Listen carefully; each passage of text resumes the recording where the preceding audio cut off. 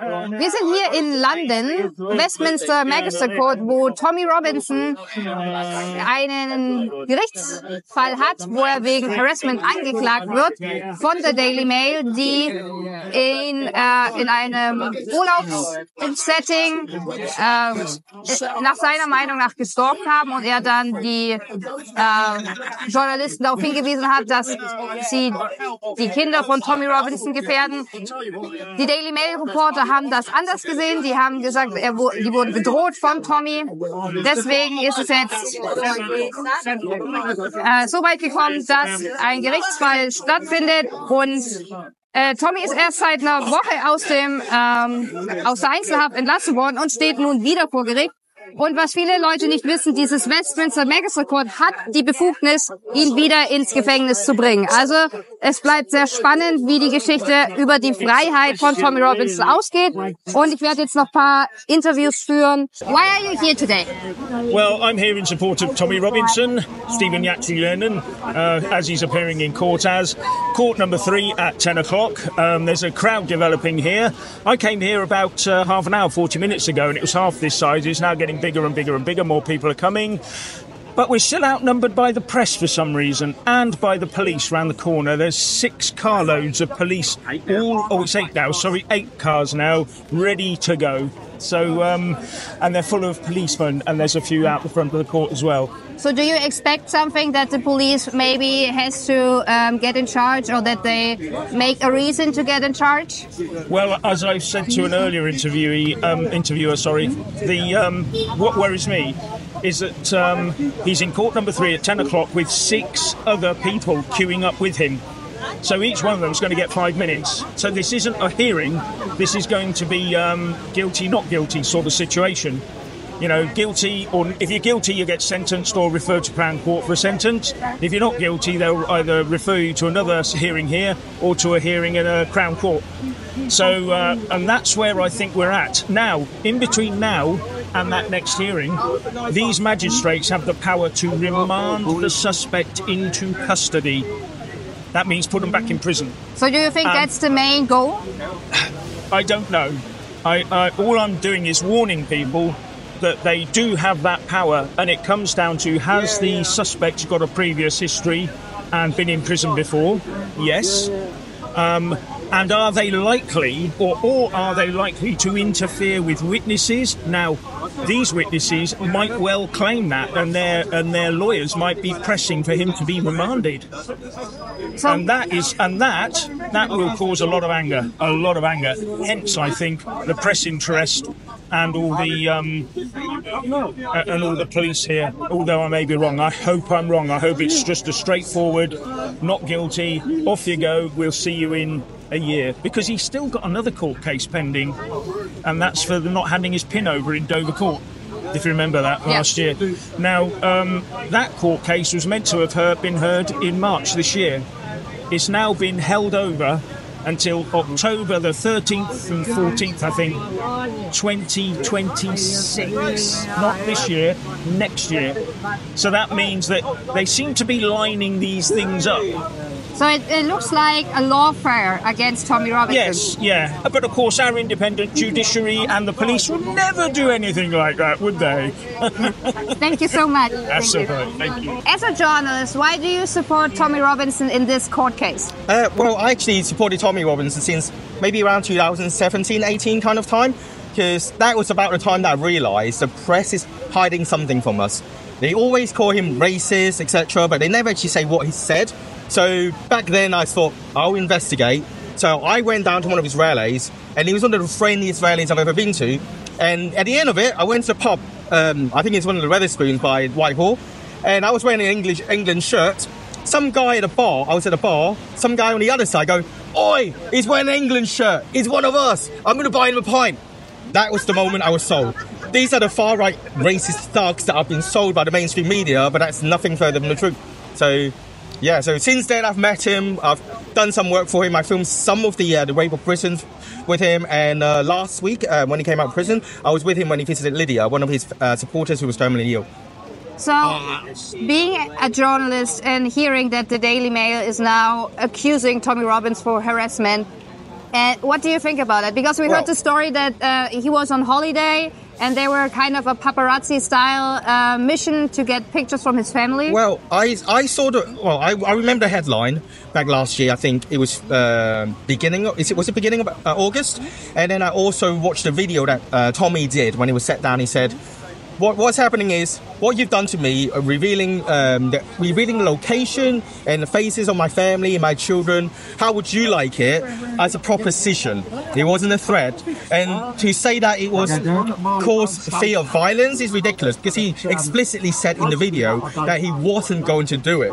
So it's kind of like it's the opposite of a threat. It's saying, look, please, I just want you to understand what you've done is inappropriate. What's good for the goose is good for the gander, essentially. So. Yeah, but we are right now in Britain where people get arrested and put in jail for posting tweets with a little bit Haiti speech. Maybe you have this lady Connolly who has to stay now in prison. So what do you think about freedom of speech in your country? Well, you could literally be in jail for longer for stuff that you posted on X than being a paedophile, so which is remarkable. So I think we have an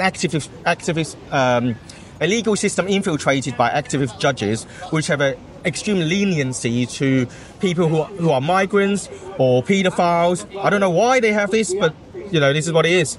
So anything seems right. Recently, for example, was it Attorney General Hermer has been found that he had old association with Searchlight, which was like a communist organization, explicitly anti-fascist.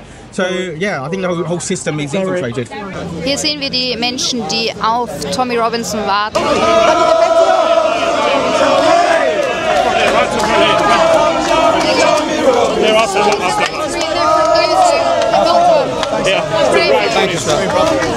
Bendel, how are you? There you go, go. So Tommy, look at that, eh? You've just exited from the court. Can you describe exactly what went on in the court?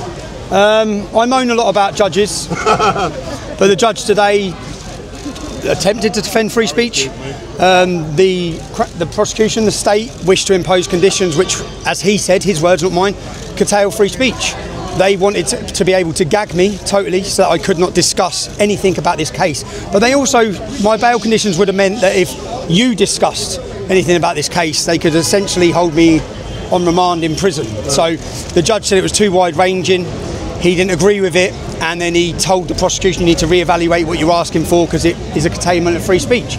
So yeah, and then I've been given now the opportunity to have a jury trial. I've never had that. Go and read my conviction list, yeah? What they do every time, and the state did it again today, what they do every time is they drop it, they charge you, and then they drop it so that you can't have a jury trial. And the state said, we don't want it to go to a jury trial today. We're happy and content for it to be heard at the lesser charge. So you have different grades of this charge that they've charged me with. We're happy for it to be at the lesser level because then you don't get a jury. But then the judge gave me the option of what I want. I said I want to be tried by 12 members of the British public. I want them to hear the evidence in this case. I want them to see the behaviour of what's happened to me, the way that the mainstream media have behaved in this.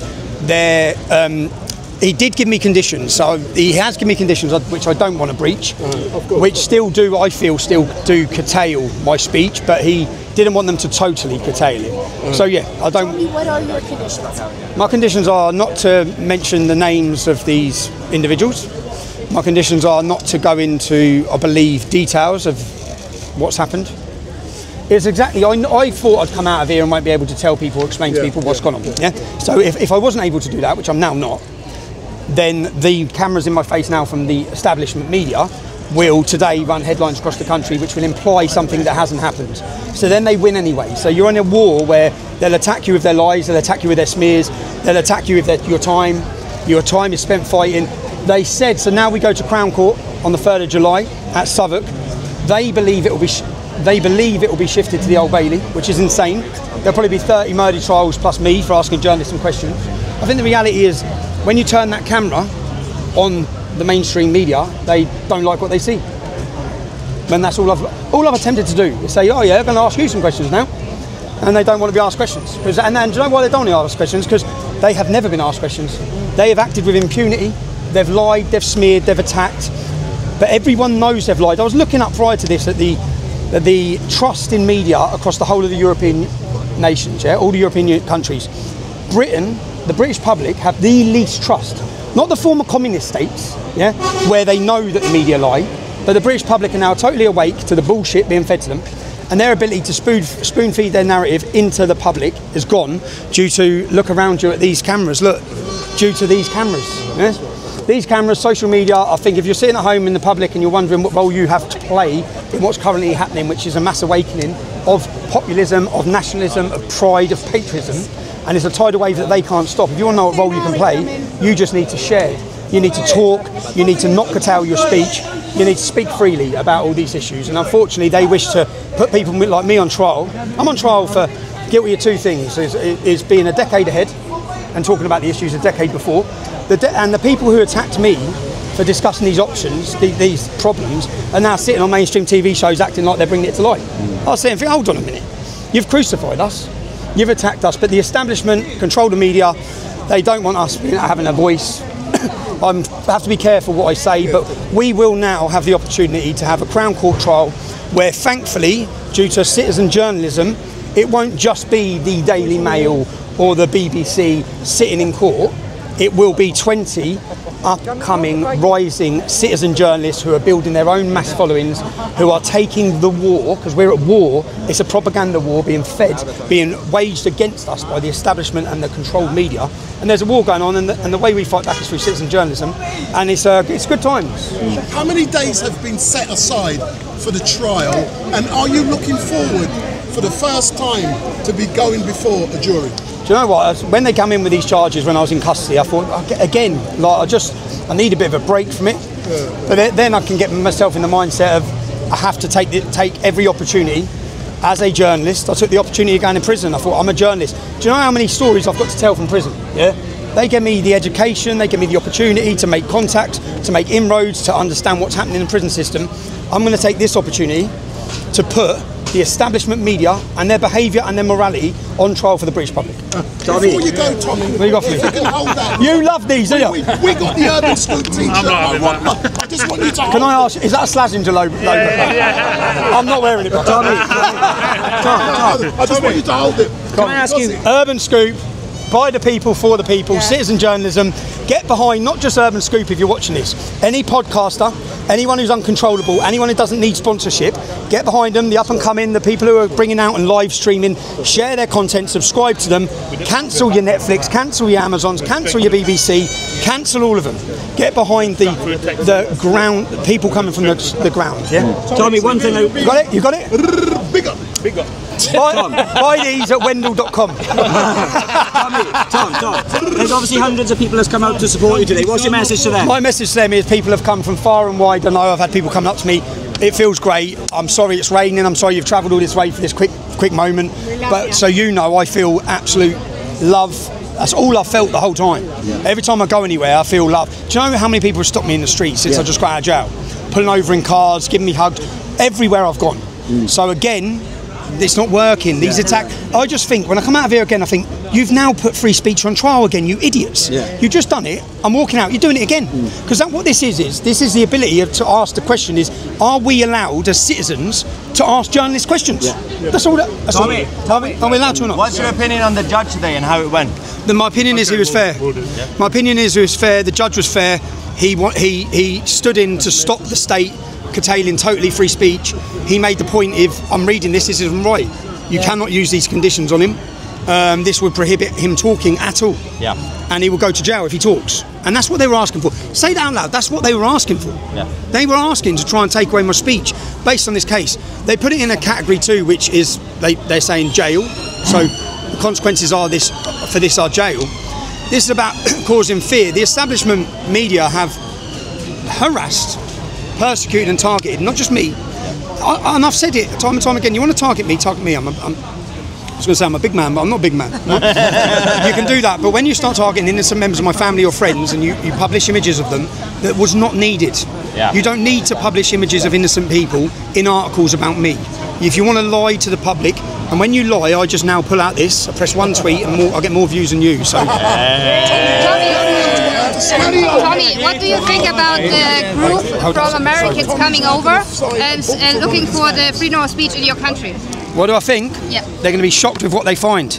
There is no freedom of speech. To George, Tommy. There is no freedom of speech. Big up, George. What do you think, you boys, of the There is no freedom of speech. They'll see that. Free Lucy Connolly. Do you know how many British people are sitting rotting in jails for things they've said on Facebook? I think if you look at the arrest rate, our government moan about Russia, they moan about China, they moan about North Korea, they moan about these countries. The arrest rate of the people being prosecuted for words said on social media in this country far exceeds all of those countries put together, okay? And the reason is because they're terrified. They're terrified of the public hearing what's going on, seeing what's going on, making up their own mind. They don't. Most of this has not been about censoring people like me, not just like me, like Katie Hopkins, all these different people who have been censored and have been censored, all of them for years. It's not about destroying us, it's about lying to you. They just want to lie to you. They just want to deceive you. They want to lie to you about the riots, the purpose of the riots. They want to lie to you about the vaccines. They want to lie to you about COVID. They lie to you about everything. The European Union, everything's a lie. And they don't want you to find out the truth. Unfortunately, people are finding out. And the more they see, the more they're unhappy. So what do you think is when Trump says he wants to connect the tariff contracts with the freedom of speech in the UK? Well, Britain's going to go bankrupt then, isn't it? Yep. Britain's going to go bankrupt. They don't care about free speech. Keir Starmer's government, if you look at our Attorney General, go back through his history, look at what he's done and where he's come from and the groups he's aligned with, they are Marxists, they despise free speech. They despise nationalism, they despise patriotism, and they despise Britain. They are globalists who are thinking of the world and the world plan that they see, and anyone who gets in the way of that is a fascist. Anyone who loves their country or flag is a fascist. So then, as a journalist, how do you think this whole case is going against Tommy Robinson? And you were in the court, so you saw what the judge was thinking. Yeah, and to be perfectly honest, the judge was fair. There was a certain point in it. The two other points are standard. You're not allowed to talk about a current investigation, or it could, it's contempt of court. You're not allowed to do that, so that's fine.